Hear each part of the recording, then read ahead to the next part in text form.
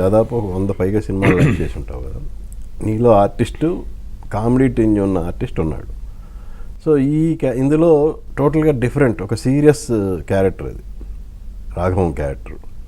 So నీలో ఉన్న ఆ కామెడీ టింజ్ ఉన్న ఆర్టిస్ట్కిను ఈ రాఘవం క్యారెక్టర్కి ఏమన్నా కాన్ఫ్లిక్ట్ ఏమన్నా జరిగిందా ఎప్పుడన్నా? అంటే నేను బేసిక్గా అన్నదే నేను వేరేలా చెప్పాలి. ఏంటంటే ఇప్పుడు మనం ఎలాగైతే ఆ పాత్రను డిజైన్ చేస్తామో, ఆ సీసం పోస్తారు కదన్న పాత్రలో, అలాగే మనం తయారవుతాం. ఒక మూడ్ ఉంటుంది. నేను ఇప్పటికీ రాఘవన్ నా మైండ్లోంచి తీయలేకపోతున్నాను. రేపు 21వ తారీఖు సినిమా రిలీజ్ అయినా కూడా వాడు ట్రావెల్ చేస్తుంటారు నాతో.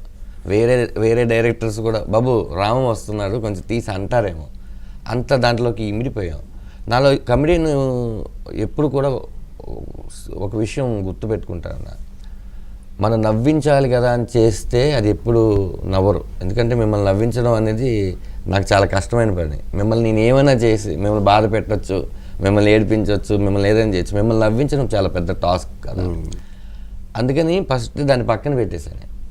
నువ్వు మాట్లాడుతున్న ఫ్లోలో ఏమన్నా వస్తే మాట్లాడు, అది కూడా కథకి చెడిపోకుండా కథలోనే ఉంటూ. ఏదో సత్య అనే ఒక కమెడియన్ ఉన్నాడు, ధనరాజు కమెడియన్ ఉన్నారు, వీళ్ళిద్దరు కలిసిన సీన్ ఉంటే పక్క నవ్వేసుకునే సీన్ రాస్తే నెక్స్ట్ సీన్ చచ్చిపోతుంది. ఆ ఆర్డర్లో అది పడకపోతే ఖచ్చితంగా వేయలేదన్న. నాలో నేను నిజంగానే రాసుకునేటప్పుడు మేము అన్న చెప్పినట్టు పేపర్లో ఫిక్స్ అయిపోయి నమ్మేసిన తర్వాత అద్భుతమైన డైలాగ్ వచ్చినా కూడా పెట్టలేదు.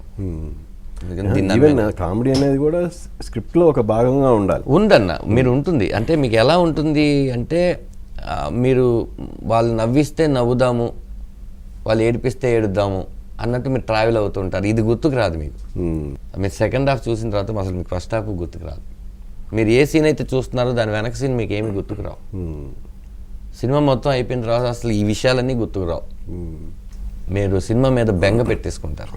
ఓకే, కాబట్టి నాకు ఈ సినిమా ఇలాగే తీయాలన్నా, అంతే ఆనెస్ట్గా తీయాలి దీన్ని.